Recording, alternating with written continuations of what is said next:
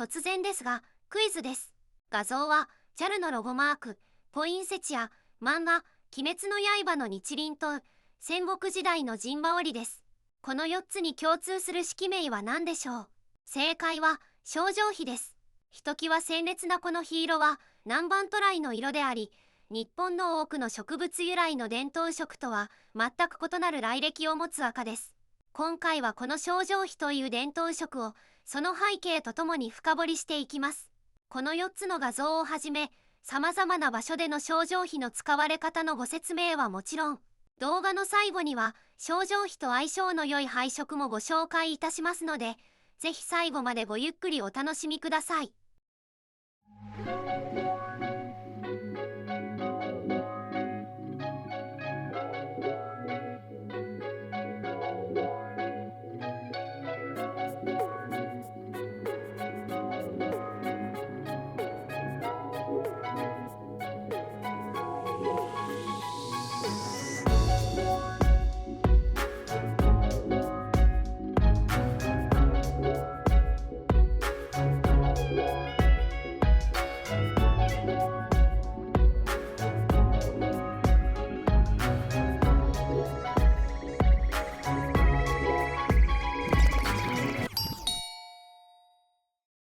皆様、こんにちは。シェイズオブ日本です。このチャンネルでは、日本の美しい伝統色を一色ずつ取り上げ、ゆっくり丁寧にご紹介しております。本日ご紹介するのは、年の初めを飾るにふさわしい、鮮やかな赤、章状碑です。この式名は、漫画、鬼滅の刃の作中において、鬼を倒す武器、日輪刀の原料が、章状飛砂鉄と章状飛鉱石という名前設定であることから、伝統色をあまり知らないという若い世代の人たちにとっても聞き覚えのある式名であると思われます。章状碑を通してきっとあなたもまだ知らない日本文化の魅力に出会えるはずです。この色の奥深い世界を一緒に探ってまいりましょう。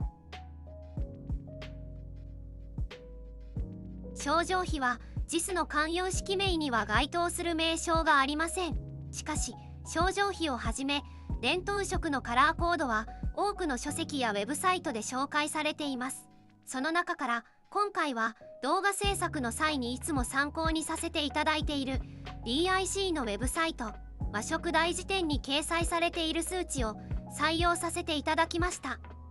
章状碑、黄みのさえた赤、明けの中でも特に強い黄みがかった鮮やかな朱色、またエンジ色と区別するために付けられた式名であるとの説もあり、その場合は赤みの強い赤紫色、やや青みを帯びた鮮やかな新紅色、やや黒みを帯びた鮮やかな新紅色などとも表現する資料もあります。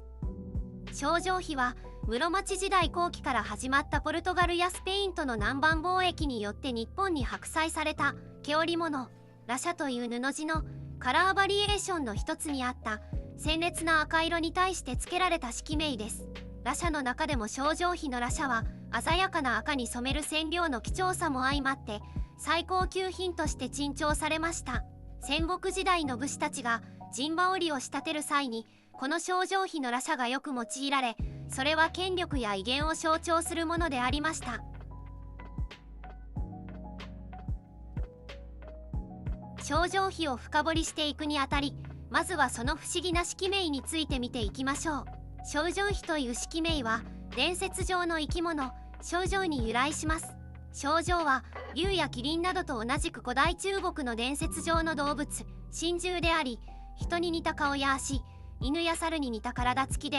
鮮やかな赤い体毛を持ち、子供のような声を出し、人の言葉を理解し、大好物はお酒だと言われています。その血は赤の中でも最も赤いとされ、さらにこの章状の血で染めたものは黒ずむことはなく鮮やかな赤色になると言われています。江戸時代には七福神の一員に加えられていたこともあり、お寺や神社の柱や欄間の彫刻などにも時々その姿を見かけることがあります。章状にまつわる日本文化の中で最も有名なものに能の演目としての章状が挙げられます。その昔、中国に親孝行者の孔風という男がある夜、市場で酒を売れば多くの富を得るだろうという不思議な夢を見て、そのお告げに従い市場でお酒を売り始めると、毎日来る客の中にいくら飲んでも酒に酔わない者がいました。不思議に思った孔風が名前を尋ねると、我は水の中に住む症状というものだと言って立ち去ります。ある月夜の晩、神陽港のほとりで酒を持参し、症状を待っていると、水中より現れ酒を酌み交わし舞を踊ります。症状は孔風の徳を褒め、いくら汲んでも尽きることのない酒壺を孔風に与え去っていったというお話です。この演目での症状の衣装ですが、赤頭に赤地の唐織、緋色の大口と呼ばれる袴と、足元の足袋以外はすべて真っ赤な能装束をまとっており、症状の全身の赤が衣装によって表現されています。1543年、日本は室町時代後期、ポルトガル船が種子島に漂着。日本に初めて鉄砲がもたらされたのを皮切りに、南蛮貿易が始まり、スペイン、ポルトガル、オランダ、イギリスから希少な舶来品が次々と日本にもたらされました。その中に症状費と呼ばれる目にも鮮やかな赤い羊毛の織物がありました。彼ら南蛮人たちもこの症状費のマントや上着を好んで着用しており、その姿は南蛮屏風などでも見ることができます。また現代でも文明堂のカステラの箱に症状費の衣装をまとった人物が描かれているのを記憶している方も多いでしょう。カステラの原型もまた16世紀にラシャなどと同様にポルトガルからもたらされた品物の一つです。1603年、イエズス会宣教師によって編纂・刊行された日本語をポルトガル語で解説した日本初の近代的な辞典、日歩辞書。その症状費の項には、エンジ色または新紅色の織物との記述が見られます。この一節からも症状費という言葉が単なる式名にとどまらず、その布地自体をも指す言葉として浸透していたことがわかります。ここでいう布地とは、先ほども触れた羊毛による厚手の毛織物ラシャのほか、絹を用いた気品あるパイル織物であるビロード、ベルベットなどがその代表格でした。ラシャという希少な素材の中でも特に鮮烈な症状費は最高級品として珍重されました。この色を最も愛用し、その価値を最大限に高めたのが戦国時代の武将たちです。彼らはこの症状費のラシャを用いて自らの象徴となる陣羽織を仕立てました。陣羽織とは道服から発展した衣装で、もともとは防寒や防水を目的に鎧の上に羽織る実用的な衣服であり、腕を動かしやすいように袖は省かれ、馬に乗りやすいように背面には深い背割りが設けられているのが特徴です。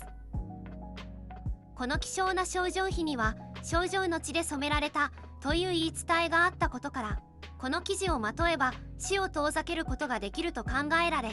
不死の衣服という力強い意味合いからも戦場での士気を高める象徴として武士に好まれたそうです。さらに戦国時代、症状費の希少性と鮮烈な色彩は戦場での自己の誇示や権威権力を示すための装いとなり、織田信長や豊臣秀吉など名だたる武将が症状費のラシャの陣羽織を愛用したため、この色はまさに天下人の色として扱われました。これらの流れも相まって症状費といえば陣羽織のことを指す言葉ともなっていきました。東京国立博物館をはじめ各地の博物館には症状費の陣羽織が今も大切に保管されています。その様子を少し見てみましょう。一つ目は動画の冒頭でもご覧いただきました重要文化財陣羽織症状費ラシャ地違い鎌模様です。16世紀安土桃山時代の作歴史の教科書をはじめさまざまな文献に資料として掲載され、皆さんも見覚えがあるのではないでしょうか。国立博物館の説明には次のようにあります。戦国の武将小早川秀明所用と言われるもので、大胆な曲線裁断とおおらかな模様が特徴的。南蛮貿易で輸入された真っ赤なラシャを素材とし、切りばめにした鎌模様の一部はアップリケになっている。大胆な配色、奇抜なデザインは戦国武将のファッションの特徴である。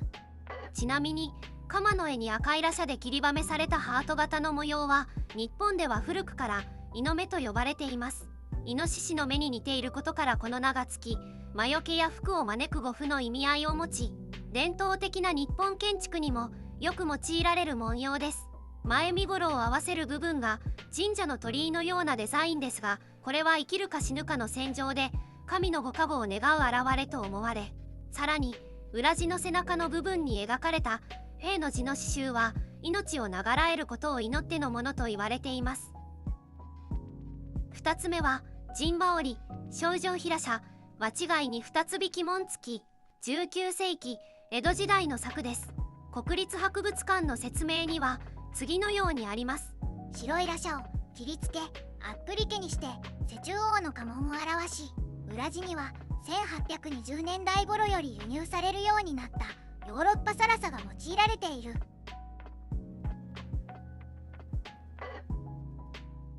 先ほどもお話ししましたように、陣羽織に症状比が用いられたゆえんの一つに、症状の生き地を材料にして染めたからだという言い伝えがありました。しかしこの話はあくまで俗説です。ではこの鮮烈な赤の正体は一体何だったのでしょうか。従来の日本の赤とは全く異なる西洋の赤を作り出す染色原料の歴史を紐解いてまいりましょう。ペルシャより西の地域では古代よりケルメスという昆虫由来の赤い染料が使われてきました。産地によって地中海ケルメス、アララットケルメス、ポーランドケルメスなどがあり、それぞれ種類の異なる貝殻虫が原料です。地中海ケルメスは地中海沿岸からイラン、ザクロス山脈までの地域に分布しているカーミン貝殻虫を原料とし、多くの枝や葉に寄生するこれらの虫を採取し、酢と蒸気で殺した後乾燥させ染料にします。アララットケルメスはアルメニア、アゼルバイジャン、ジョージアなどの地域に生息するアルメニア貝殻虫を原料とし、アッシリアやペルシャでは最高の赤として珍重されていたそうです。またポーランドケルメスは東ヨーロッパからロシアにかけて分布するポーランドカーミン貝殻虫を原料とし、聖ヨハネの地とも呼ばれていたと言われています。いずれも採取は困難を極め、これらのケルメスを使用できたのは高位の階層の人々に限られており、誰もが気軽に染色を楽しめるようなものではありませんでした。やがて15世紀となり、ヨーロッパ諸国は海路を通じて世界各地へと進出を開始し、大航海時代が到来します。その後16世紀、スペイン人がマヤ文明のあったメキシコ南東部やグアテマラなどの沿岸部を制圧。続いて1521年にアステカ王国を、1533年には南米のインカ帝国を相次いで滅ぼしました。こうしてメキシコからペルー、チリ北部に至る広大な地域が次々とスペインの植民地となっていきました。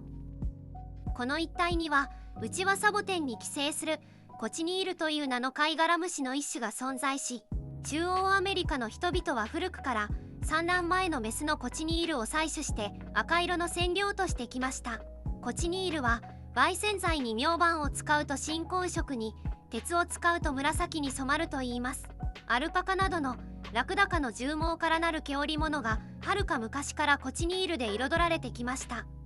これに目をつけたスペイン人によって1523年、コチニールが初めてスペインに届けられます。その後1543年、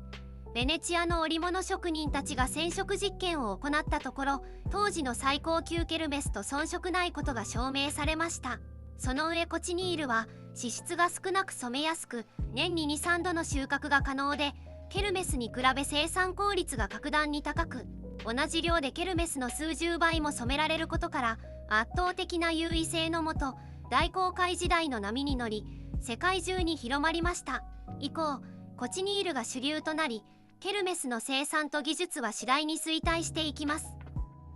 19世紀に入り、スペインの植民地であったメキシコが独立運動を起こすと、コチニールの輸入は一転して困難となりました。これに対しスペインは大西洋のカナリア諸島へウチワサボテンを移植し、新たな生産拠点を築くことで需要を賄いました。その結果、生産量は激増し、1870年頃にはコチニールの使用量は歴史的なピークを迎えたと言われています。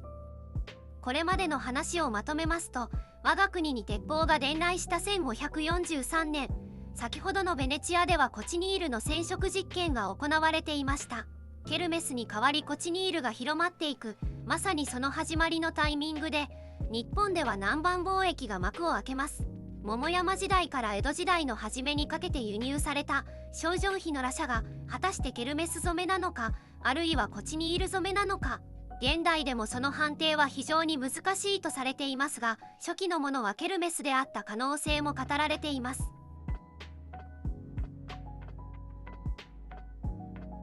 話を国内に戻し、豪華な象状皮の羅車は江戸時代に入ってもその高いステータスを保ち続けました。羅車を買い占めた商人が幕府に没収されたという逸話も残っており、当時いかに羅車が貴重かつ高級品であったかが伺えます。また江戸時代には大名家の奥方が火災時の避難用に着用する火事装束にも象状皮の羅車が使われました。これは象状皮が不死の衣であるという言い伝えに基づき、火事の厄災から身を守る願いも込められているものと思われます。大変豪華で美しい火事装束が国立博物館に所蔵されていますので、一つご紹介しましょう。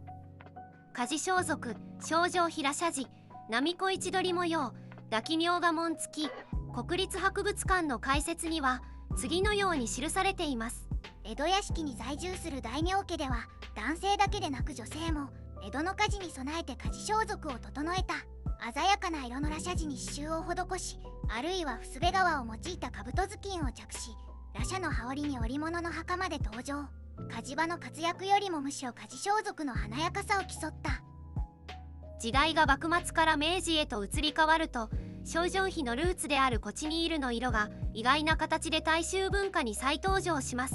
明治初期の開会に代表される錦絵には、それまでの赤とは大きく異なる鮮やかな赤色が多用され、赤絵とも呼ばれました。以前にアップしました長春色、新橋色の動画をご覧いただけますと、この時代の化学染料の流入についてより詳しくご理解いただけるかと思います。1856年、イギリスでアニリンという化学物質から作られた紫色の染料モーブをはじめとしたアニリン染料が誕生しました。それらが次第に日本にも流入し、錦絵の世界でも採用されたことで、作品は全体的にビビッドな色調へと変化していきます。特に鮮烈に人々の目に映った赤の色もまたアニリン染料、合成染料によるものだと長らく考えられてきましたが、近年の科学的な分析によって明治初期の錦絵の鮮やかな赤はコチニールを原料とした天然の顔料であることが判明しました。当時陽光と呼ばれたこの赤の顔料は英語ではカーマイン冷気と呼ばれています。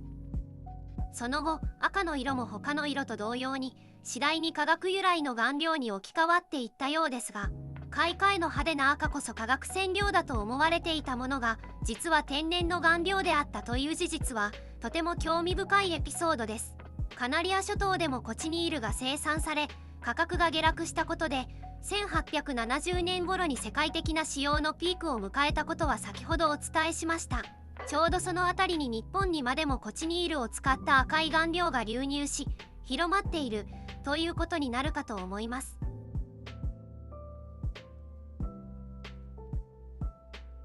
象状皮が登場する文学作品として最も有名なものに菊池寛の短編小説「形」があります。中学の国語の教科書や入試問題などにも広く採用されているため、内容をご存知の方も多いのではないでしょうか。これより先は物語の核心、いわゆるネタバレを含みます。内容を知らないという方はぜひ一度ここで動画をお止めいただき、青空文庫などでご一読されてから再び動画に戻っていただければと思います。この物語はいつも象状皮の羽織に金色の刀冠永金の兜をかぶって暴れ回り、敵に恐れられていた槍の名手の侍大将が主人公です。彼は初陣を迎える主君の子に象状皮の羽織と金色の刀冠を貸してほしいと強く懇願され、快諾し自分は別の装いで戦場に出ます。するといつもは虎におじけづく羊のように逃げ惑う敵方の増兵たちが対等の戦いのように勇敢に立ち向かってくるため、思いのほか苦戦を強いられることになります。この時武士は自身の強さが形外見装いの力によるところが大きかったのではないかということに気づき、症状費と等間を貸したことを後悔するような感じがした。まさにその時、敵の増票の槍が彼の火腹を貫いていたという内容です。この作品は戦国時代から江戸初期までの武将たちにまつわる逸話を収めた随筆説話集定山奇談の中に描かれている話がモデルとなっており、実際にあった話であるとされています。また菊池寛は新潮文庫での解説文を当時の秘書吉川英治の名を借りて自身で執筆。その中で内容も大切だが形も大切だというテーマであると述べています。症状費の鮮烈な赤の敵味方双方に及ぼす視覚効果、そしてその形というものの重要さについて深く理解できる興味深い逸話です。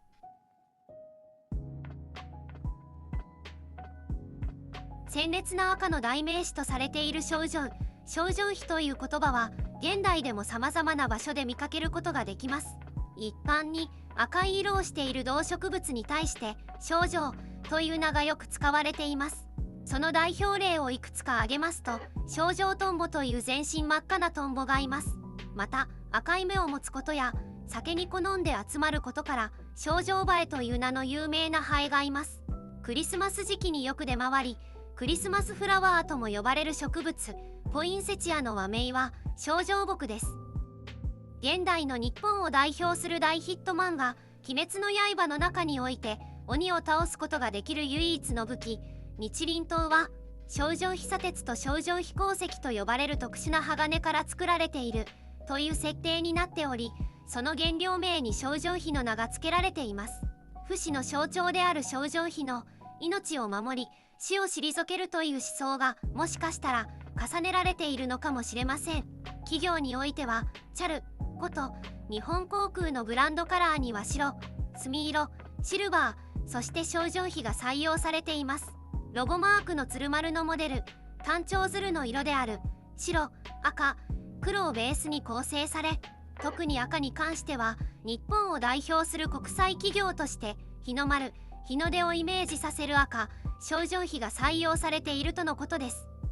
また電機メーカーのシャープの公式ノートには現在のロゴマークに採用されている赤の色は症状費であることが記されています。日本の繊細さやクオリティの良さの象徴として漆の上質で品格のある赤色をシャープレッドとして選びましたとあります。ロゴ作成にあたりなんと125種類もの赤色の中から選んだとの記載もあり、ただただ驚くばかりでした。伝統色症状費は JAL やシャープなどの日本を代表する企業のロゴを通して日本だけでなく世界中の人々の目に触れ、私たちの生活に彩りを与え、令和の現代も変わらず生き生きと活躍してくれている伝統色の一つと言えるでしょう。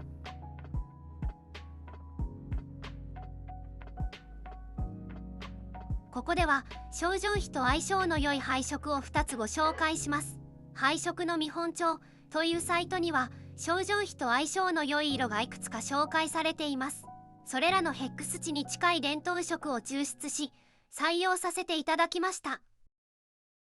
1つ目は黒飛びとの配色です。同じ赤系の色による明度のコントラスト配色となります。この2色を用いたグラフィックとファッションのイメージを AI に作成してもらいました。どうぞご覧ください。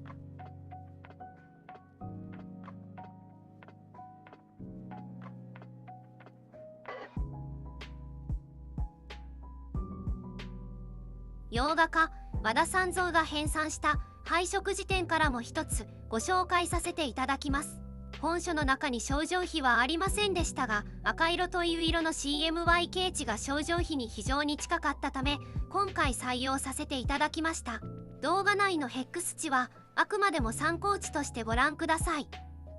2つ目は白茶、松葉色、青竹色との配色です。色相関において症状費の反対に位置する青緑を中心とした配色です。彩度の違う2種の青緑と症状費を合わせる緩衝材の役目を白茶が担っているように見受けられます。この4色を用いたグラフィックとファッションのイメージを引き続きご覧ください。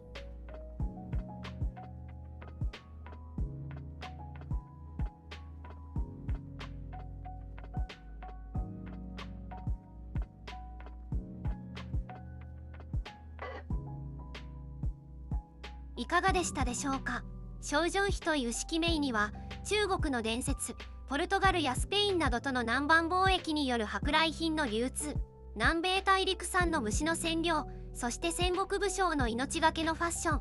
さらには明治維新後の科学的な発見まで壮大な歴史が凝縮されています。正常妃は富と権力の象徴として武士の陣羽織や家事装束を彩り、現代においても装飾や和服、そしてデザインの世界でその鮮烈で力強い赤の魅力を放ち続けています。緋色の中でも特に強く特別な物語を持つ色、それが正常妃です。次にこの色を目にした時、それが単なる赤ではなく伝説の生き物、そして小さな虫によって生み出された歴史的にも最強の赤であることを思い出していただけたら嬉しいです。